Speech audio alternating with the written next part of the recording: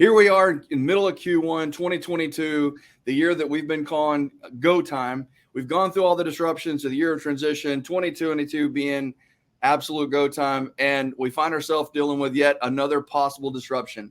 How will the war in Ukraine and Russia affect construction directly? How might it indirectly affect construction both in your markets and in your geographic areas over the course of the next 2 or 3 months, maybe even the next 2 or 3 years?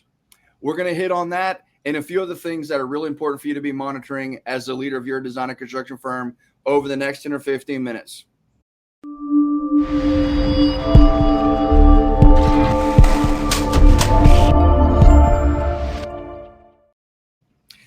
Welcome to the Pioneer Cast. I'm Dwayne Abels, founder and president of Pioneer IQ. I hope over the course of the next 10 minutes, you're able to gather some insights to help you and your team better prepare and plan for any additional disruptions that could be affecting you and your clients and your marketplace over the course of the next several months. Again, helping us out this morning, bringing the wisdom to the table is our partner, Keith Prather. Keith, thanks for being here. Hey, good morning, everybody. So, Keith, you and I have had a ton of fun with all the market momentum, all the changes that are affecting the design and construction industry in a really good way over the last 4, 5, 6 months. Here we are again at the beginning of March, and we're looking at this, serious situation. But again, it's another disruption for design and construction leaders. I'm anxious to hear over the course of the next 8 or 10 minutes your perspective on several things that could directly impact the design and construction industry. But then also, are there any things that could indirectly impact our industry as a whole, especially when it comes to our owners and their business plans and how it might affect, slow down or increase some of their project volume that we've already got, maybe even on the books for 2022. Thanks for joining us. Oh, you bet. Yeah, really glad to be here this morning. I wish it was under different circumstances. I wish we had a different topic to talk about, but it is what it is. So, and Dwayne, I want to say right at the outset, we're going to talk here about hard business, but it doesn't eliminate the humanistic feeling that I think you and I both talked about off camera, where we really feel our hearts kind of bleed, for what's happened to the Ukrainian people, and what's happening in the country is absolutely just devastating. And I think the fallout is going to be immense for years to come. But right now, let's focus on business and let's focus on what's happening. But that being said, we put together a few slides. I just wanted to, every time we talk to an executive, the first thing they want to know is why is Putin doing this? So I think it's worth just a minute to talk about that. So the slide's a little bit tough to see, but if you take a look at the light blue countries, so we're looking at Turkey, Greece, Italy, Germany, Denmark, Norway. Those countries were part of NATO before the fall of the Soviet Union. So after 1989, after the fall of the Soviet Union, you see the yellow line there that sort of demarks where the brand new NATO expansion was. Now you've got all these countries that really border Russia. So you've got Estonia, Latvia, Poland, Slovakia, Hungary, Romania. You've got all these countries that have become NATO members since 1989. So if you're Vladimir Putin, what you see is that you're slowly being encircled. And that's what really kind of got the hair standing up on the back of his neck, was what he believes in his mind are sworn enemies, now slowly cutting off what is his Western flank. But if you take a look at maybe what underscores it, the people around him are strategic thinkers. It's strategic in the sense that they do worry about things like their national supply chain and how they move goods in and out of the country. And he thinks like a military officer does. And so one of the things that he would be watching is, what are my risks? What could happen that would shut my supply chain off? So what we have in the big red circles are his ports that he uses to move goods in and out of the country. So at the very top there, you've got Murmansk, and you've got another port that sits up there, near the Arctic Circle. And those are not year-round ports. He can only get in and out of those ports certain times of the year just because of the ice cover. Then you have an area like down around Kaliningrad in Poland, which is what they call an exclave. And an exclave means simply that it belongs to Russia, but it's surrounded by NATO countries. He can't move a ship in there and offload a bunch of containers and then easily move those containers into Russia. He's got to go through NATO countries to get there, and in a time of war, they'll choke that port off. You can see where we have a little yellow number 2 up there. That's St. Petersburg, and St. Petersburg is generally a pretty good port, but he's got to go through 2 NATO countries in a very narrow strait to be able to get products in and out of there. So in a time of war, St. Petersburg would be completely choked off. Then if you kind of moved on around, you see, he's got ports down in the south that are landlocked, so he doesn't have any way to get in and out of there without going through Iran. So very expensive. And then on the far right of the screen, you see his ports on his east coast, and he can get, in port number 1 there, or item number 1, he can get just a very small container ship into that port, and then it takes him nearly 10 days to move those goods by rail all the way across the country. In wartime, that rail line would get knocked out so easy, it would be indefensible. So all he's left with really is what we have down around Ukraine, down around Crimea, and those ports that are there. They're all season, all year ports, and so that's how he believes that's his only opening right now to be able to keep his supply lines open. So that's what he's looking at, and there is a choke point, the Turkish Straits. There's a choke point in there. Turkey is a member of NATO, so is Greece. And so Turkey is the real linchpin here that could be interesting as we move forward. But so all this being said, okay, we see right now Ukraine's being leveled, heavy sanctions being levied against Russia, basically cutting Russia off from the rest of the world. We still are seeing oil flow, but we're finding more and more companies not willing to actually purchase Russian oil. We see a lot of oil producers now pulling their funds out of Russian production. So the Russian oil industry, by all intents and purposes, is slowly getting choked off. But there's a couple big things, a couple big areas where we want to talk about. So let's start with oil. This is one of the few direct impacts that I think the construction industry will find. Obviously we saw WTI and Brent, which is the global price of oil, go above $100. Right before we jumped on our call here, Dwayne, I think WTI was trading at about 111. Brent was up around 112.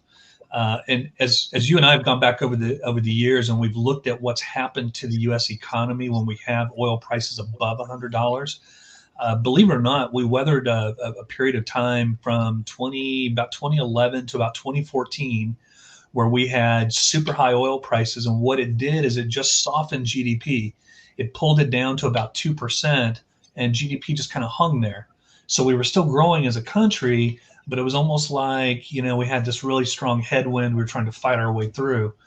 And indirectly, where this may hit construction is consumer spending in the U.S. is about 70% of GDP.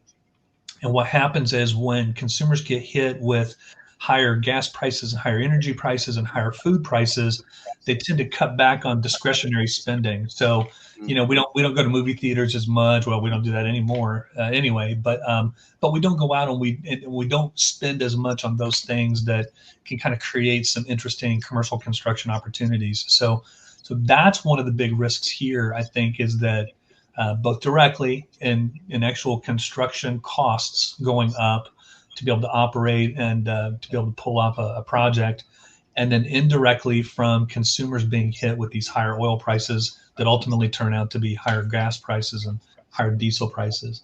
The other area we've got to watch on the consumer spending front, this is more indirect, but we've got to watch what happens with oil and well, we've already talked about oil, but with grains. So between Russia and Ukraine, they represent the number 1 and number 5 largest exporters of wheat in the world. So they account collectively for about 31% of all wheat exported around the world. And if you've watched videos, like I know you and I both have, and stayed up till 1 o'clock in the morning watching Fox News, right? But Ukraine right now is just getting leveled, and it's areas that are heavy farming areas. So if you look at the chart on the right, or the map, fighting and conflicts are happening all over the country now. But Russia is basically choking off all the areas in light green and dark green. It's almost like Putin is very smart to the fact that the world has to eat, and that if he can control the wheat, sort of the breadbasket of Ukraine, that he's got leverage moving forward once the war is over. So the dark red line to the left there is kind of ultimately what his goal is. He wants everything to basically the right of that red line, or to his to the east of that. And so he's gone in, and one of his ways to get it is obviously to take Kyiv, which, you've seen heavy bombardment there, but also some of the areas around, the areas that border Russia, and on the Russian border, they're just getting leveled. So anyway, make long story short, these areas are not going to be able to produce wheat for at least the next year. So we're probably looking at the harvest of maybe 2024 before we really start to see Ukrainian wheat come back on the world market. In the meantime, Russian wheat now is going to be under sanction, and even though they've tried to keep as few sanctions off of those commodities that would hurt global citizens, right? Those, you don't want to punish Russia and at the same time send the rest of the world into a depression. So they're trying to limit sanctions and trying to hurt Russia where they can without punishing the world for what Russia's doing. And because of that, then I think what you'll see is maybe some of that wheat moving, but we've got a real concern on our hands about what happens to food prices late in 22 and then early into 23. As we've shown before, world food prices right now are already at all-time highs. So this is from the United Nations, and basically the yellow line is what I'm watching. The yellow line represents inflation-adjusted food prices. And as of just last month, I mean, they were as high as they've been going all the way back to 1975. And now with oil surging and with what's happening in the wheat markets, we think they'd probably go above and set all-time records. Just as an example of that, this is just a wheat chart, just to show you kind of where we are. Wheat's right at $9 a bushel, which is almost an all-time high. The last two spikes, the one that you see that happened kind of around 2012, is when oil was up around 120 a barrel for a very short period of time. And then the other spike is when it hit 147 a barrel in 2008. So we are headed back there. Stifel Nicolaus thinks that we easily visit $10 a bushel. Could go much higher than that. A couple other things too. Farmers just watching. One of the other big commodities that comes out of Russia is fertilizer. And Russia supplies, I've heard as high as maybe 18% of the world's fertilizer that we use for farming and agriculture. And you can see where fertilizer prices are already. You and I have talked before. I talked to an Iowan farmer, and he was saying that a year ago, when he was going to go produce his crops, let's say he produces or he farms at 500 acres. His input cost to farm that 500 acres was $80,000 a little over a year ago. Today, to farm the same 80 acres, it's $220,000. So think about what that does to his output prices. His output prices have got to go up commensurately with that. So again, does that impact construction directly? No. But indirectly, remember, 70% of U.S. GDP is driven by consumer spending. And so if you eat more of their pocketbook on just some of the essentials like food and energy, they just don't have a lot of money to spend on other stuff. And so that's where the trickle down, it really starts to hit us on the trickle down. Diesel prices as an input for everybody. This is going to be one of those direct construction costs. And so you can see diesel prices right now hovering at highs we really haven't seen since 2008 when we went to 147 a barrel. But we're right now at those levels we saw between 2012 and 2014. And you're definitely going to feel this in the construction sector. It's definitely going to hit your pocketbook and hit your construction costs. But then at the same time, we're going to start to see that impact again, sectors like farming and, other sectors and trucking and some of those industries. So we've got another direct impact there. The biggest direct impact may come in what we're going to call speculative, if I could say it, pricing for certain core materials, certain raw materials, right? So I want to point out to everybody that, number one, Russia only accounts for about 3% of the world's aluminum and only about 2% of the world's copper. They also produce palladium. They produce some other, raw materials that go into production of things like microchips and other items. But what we really worry about in construction is how they impact like the steel market and, stainless steel and some of those raw materials that we definitely need, in some of our big projects. Aluminum inventories, if you take a look on the right there, were already low prior to the Russian invasion of Ukraine.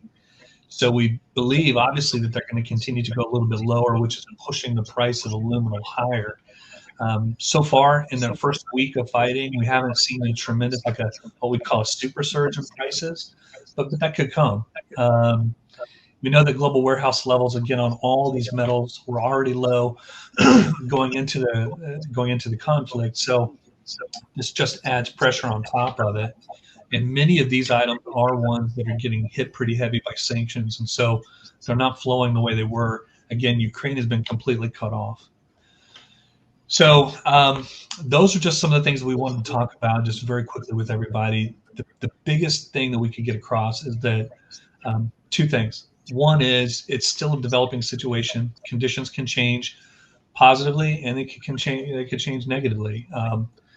The second thing is the U.S. economy, and I don't have it here, but the U.S. economy is actually very, very strong. You and I talked about this off camera, Dwayne, but we think 2022 is actually absolutely going to be a blowout year for construction. If you take a look at some of those industries, I mean, manufacturing construction is up 30% last year and expected to grow at least that fast this year. Other sectors that have been in hiatus now for 2 years are really starting to come back into the fray. We think everything from healthcare spending to education, maybe even some religious construction, churches.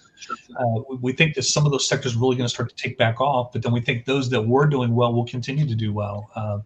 We know that the infrastructure bill is going to kick in, and some estimates suggest that we're probably going to see the infrastructure bill boost construction spending each year by about 7%. So we've got all those really nice tailwinds. We still see business investment is still, we broke an all-time record again in January for business investment and spending.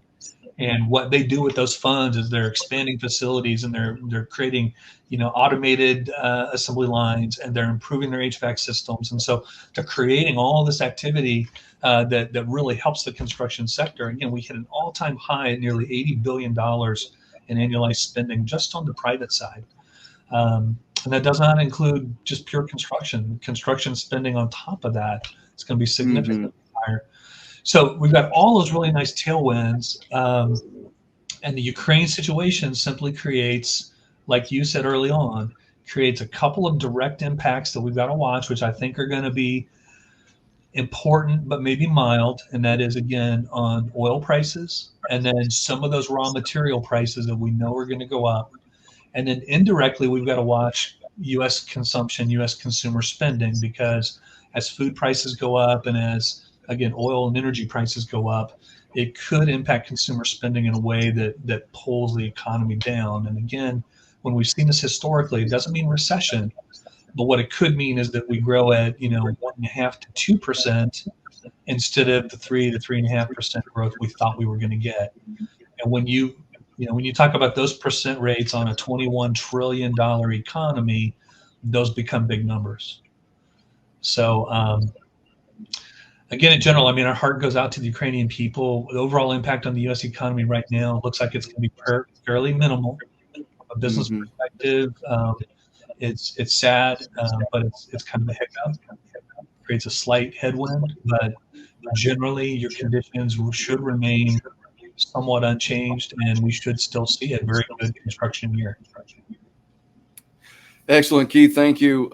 Just as a quick heads up, we're going to continue to monitor this. Things are changing, fairly rapidly here.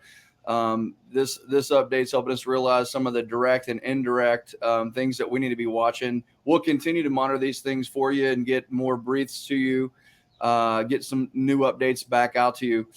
The other thing I just want to make note of, Keith, is over the course of the next couple of weeks, you and I are looking very heavily at interest rates, what they're projected to do, when they're projected to increase, if they're going to increase, and then also maybe the most important factor is how that could impact both slow down or speed up construction in different sectors and different geographies over the course of the next year or two. So, Keith, thank you, and we'll continue to be praying for Ukraine and the whole situation there.